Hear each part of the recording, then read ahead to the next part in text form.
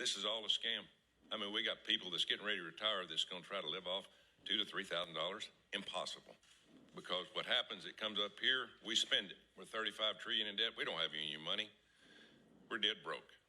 We are in huge trouble.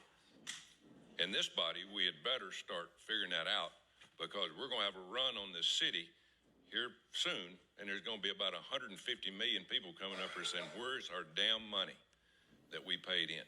I could have put my Social Security money 40 years in tax in the market and probably be worth 8 to 10 million today.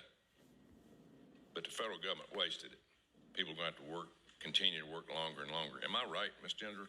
Can you say something about Social Security? Yeah, and I'd like to point out when Social Security was first founded, those who established it, it was started out as a 2% tax, and they said this will never take more than 6% of your income.